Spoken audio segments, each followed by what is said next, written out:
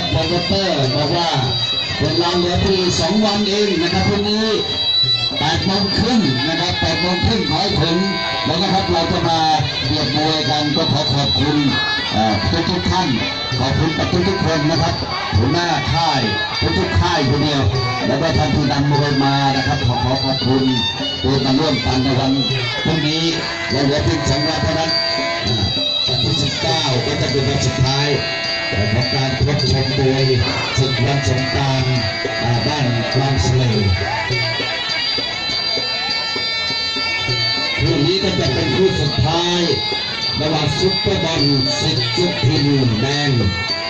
พบแม็กซิโมเพชรรุ่งเรืองฝ่ายน้ำเงินคู่นี้มีเงินเดิมพันนะครับแค่5 ยกละ3 นาทีมาก2 นาทีคู่นี้มีเดิมพันนะครับคู่เป็นคู่สุดท้ายในวันนี้นะครับ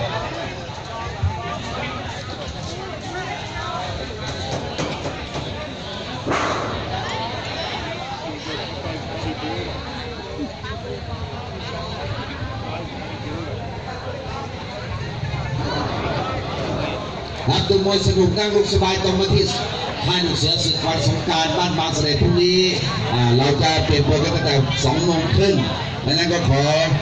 ญาติเรียนเชิญทุกท่านที่จะพา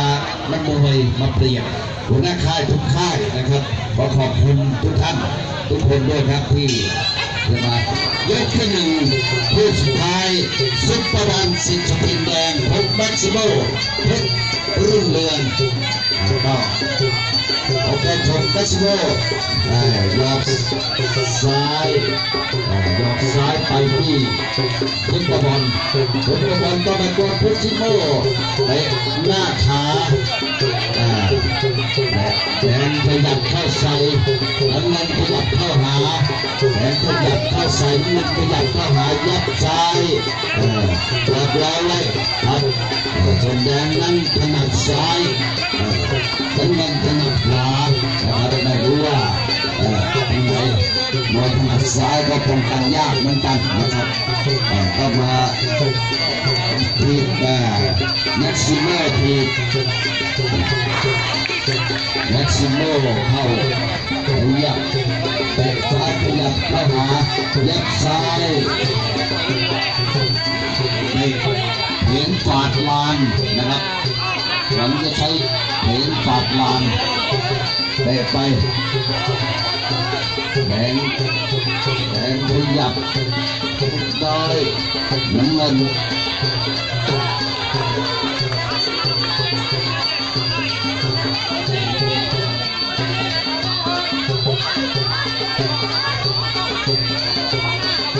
เข้าไป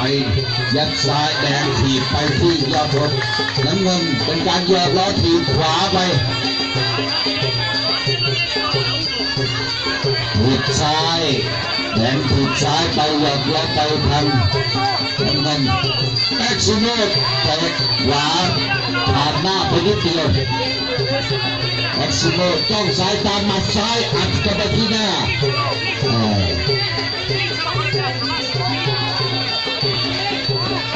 ซุปเปอร์บอลขยับ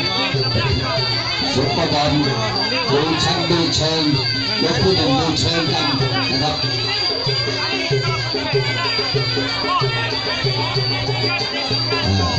ยกที่1ดูเชิงกันก่อนว่าแบบมีอะไรมามีอะไรดีแบล็กกาสแม็กซิโมใช้ตำรา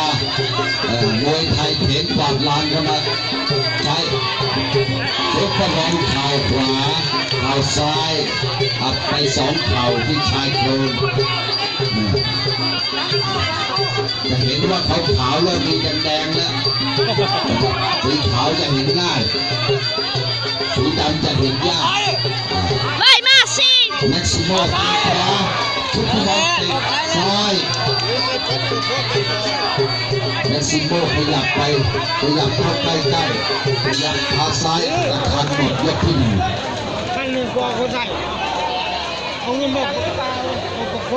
มวยดีมวยเด็ดมวยดังศึกวันสงกรานต์บ้านบางเสด็จครับก็2 โปรโมเตอร์ใหญ่จัดได้